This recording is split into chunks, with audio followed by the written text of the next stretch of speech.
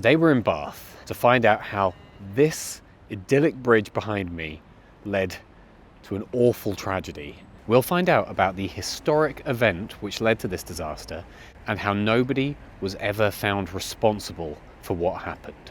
We'll see how one of the busiest bridges in Bath, a bridge I used to cross every day to get to work, led to such horror. This is the Halfpenny Bridge disaster.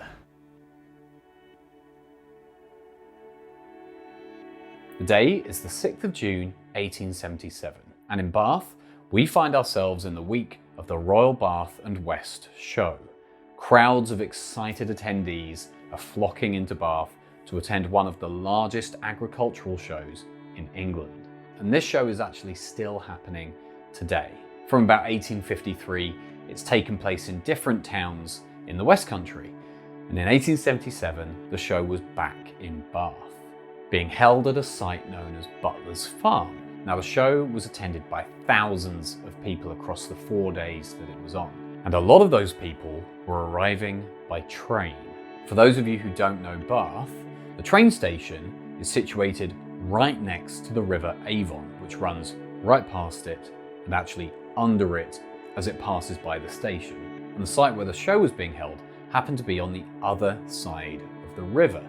So the thousands of people arriving by train had to get off, exit the station, come back underneath and across a bridge to get to the show. And the closest bridge to the train station was Widcombe Bridge. Widcombe Bridge is literally behind the station.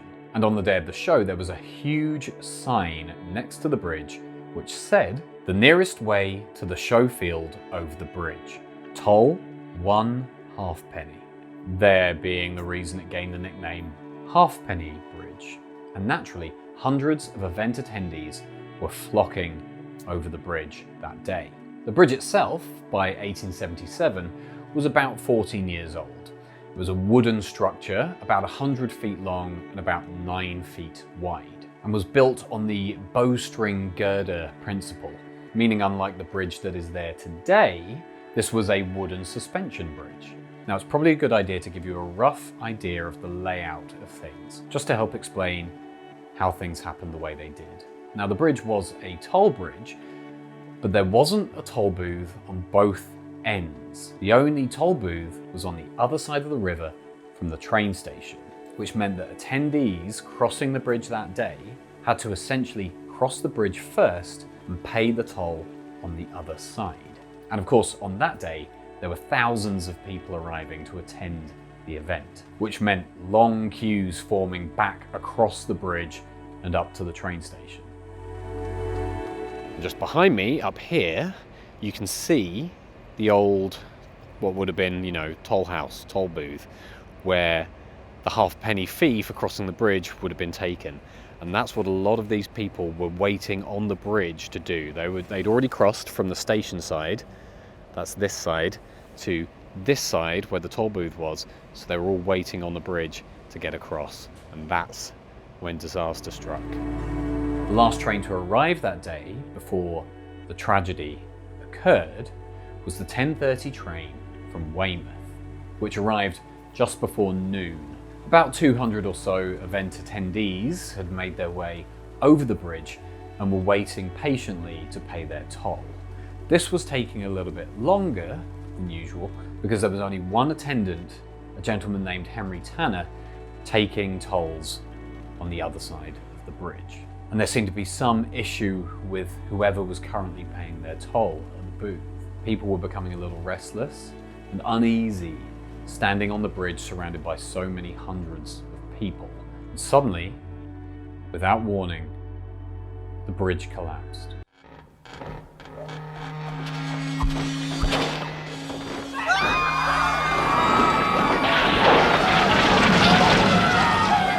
It literally split in the middle, plunging between 100 and 200 people the 30 feet down into the River Avon below. Fortunately, as it fell, part of it landed on the towpath, which for a short period of time prevented it all from collapsing into the water, which allowed some people to clamber up and escape onto the towpath. But for some unlucky people in the middle of the bridge, they were plunged directly into the cold, rushing water of the Avon below.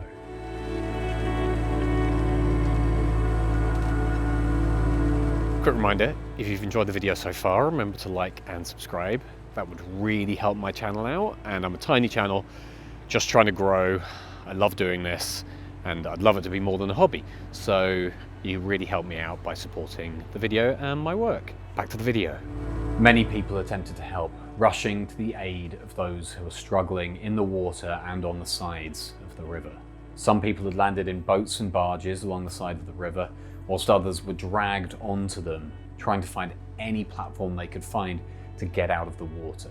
And railway workers, obviously in the nearby station, who'd seen what had happened, tried to dangle ropes over the edge of the broken bridge to try and haul people up out of the water. I think to get a really good picture of what the scene looked like that day, we need look no further than the article published in the Bath Chronicle in the days that followed the disaster. A catastrophe of a character and magnitude seldom heard of in this country has just taken place. The River Avon winds through the city of Bath. The Widcombe Bridge was said to be the nearest to the showground of the Agricultural Association, and consequently, large numbers of strangers who came by train went in that direction, little knowing the risk they ran. At the opposite or Widcombe end of the bridge is situated the toll house, and as there is but one attendant to receive the fees from the passengers, there was considerable delay in allowing the crowd to proceed. At the time of the accident, it has been variously estimated there were on the bridge from 200 to 300 people. Whilst these unfortunate persons were waiting their opportunity of paying the toll and going about their pleasure, a sudden cracking was heard, and the bridge, it is believed, immediately parted in the centre. The effects of this was to tear it away from the supports at the ends, which do not appear to have been a particularly solid character, and allow it to fall into the water, the persons on the bridge uttering a terrific shriek. It appears that the Widcombe termination of the bridge was the first to give way, and that it rested for a few seconds on the towing path, which runs underneath, allowing some valuable time by which many were enabled to save their lives. The other end fell clear into the water. Had it not been for the fortunate stoppage of the falling bridge, the loss of life would have been appalling. Indeed, nothing could have saved any of them.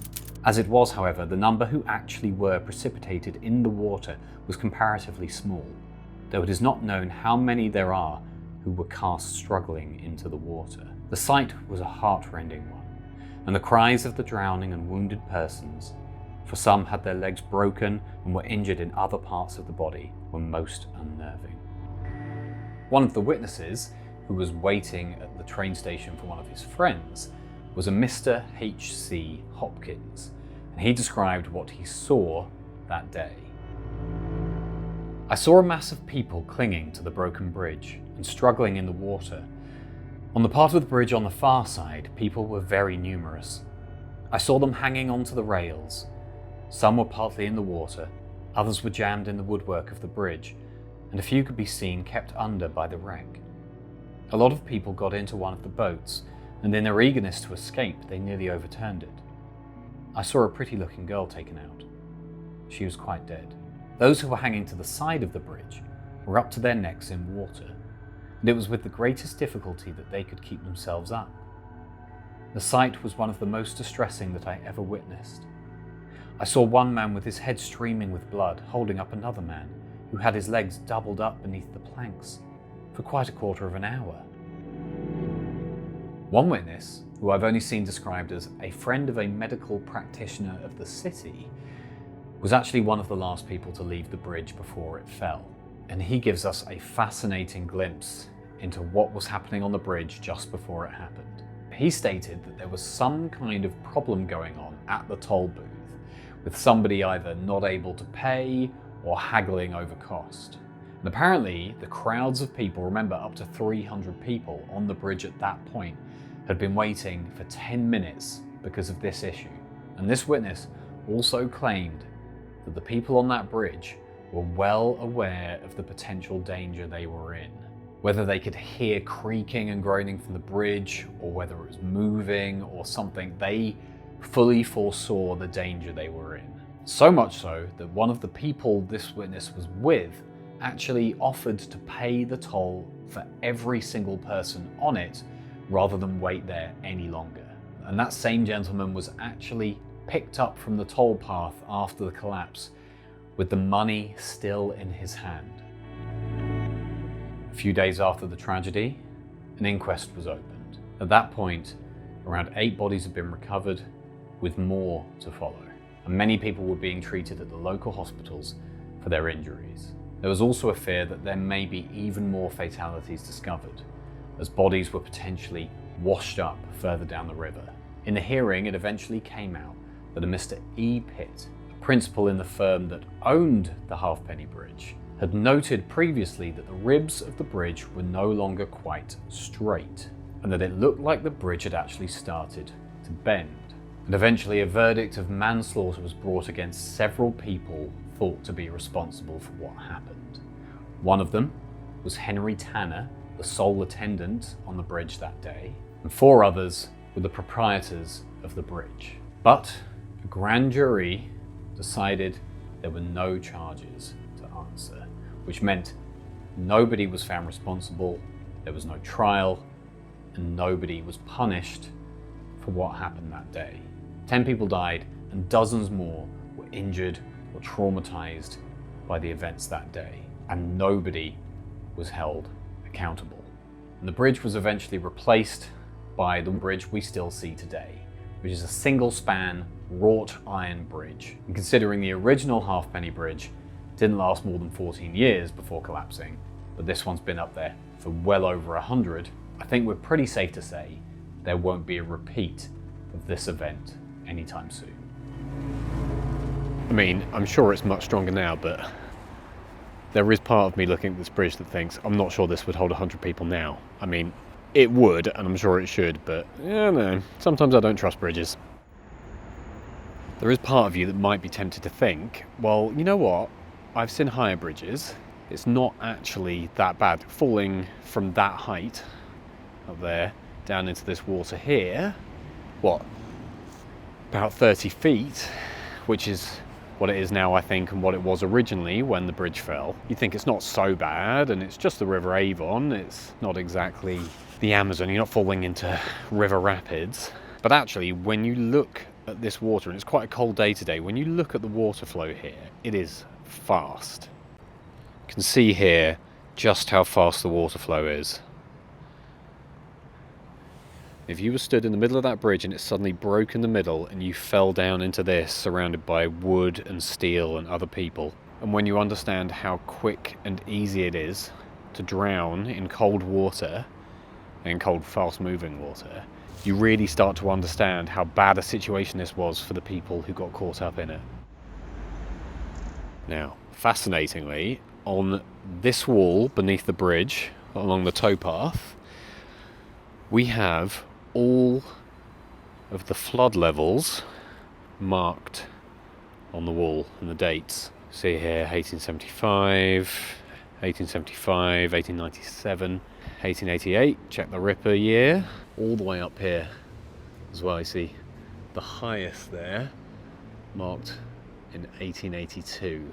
And when you think this is the towpath I'm on here, and it's flooded that high before, though apparently that is something to do with the original structure of this bridge. It obstructed the river a lot more than it does now, which resulted in the water rising much higher than it currently does. Interestingly, obviously we've got the flood marks behind us. I almost didn't mention that these, here we go, either side, over there, these supports are the original supports, which is obviously why we've got all the flood marks engraved here on the wall, because this was the original support. As usual, it makes such a huge difference actually physically being where these events took place. And that's what I love. That's my favourite part of history. It's not just reading about what happened, it's actually being where it happened. And it gives you such an appreciation of what it must have been like to be there at the time. Now, given the estimates of between 200 and 300 people being on the bridge at the time. It's incredible there weren't more casualties than there were. And the fact that only 10 people died has to be considered incredibly lucky. If that bridge hadn't landed on the towpath allowing people to escape, everyone would have ended up in the water. So as always, I think it's important to end remembering the people who died in this horrible tragedy. And as always, it's important to remember that even though 1877 feels like a very long time ago, it's not that long in the big scheme of things. And people haven't changed that much. These were normal people living normal lives out to enjoy a wonderful day out. And their day was cut short, and some of their lives were cut short by a completely avoidable tragedy.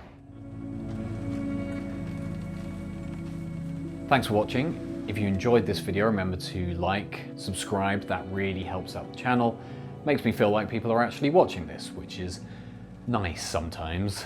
And if you have any suggestions of topics you'd like me to cover, interesting stories that you'd like me to look at, then go ahead and leave a comment under the video, and I'll see you in the next one.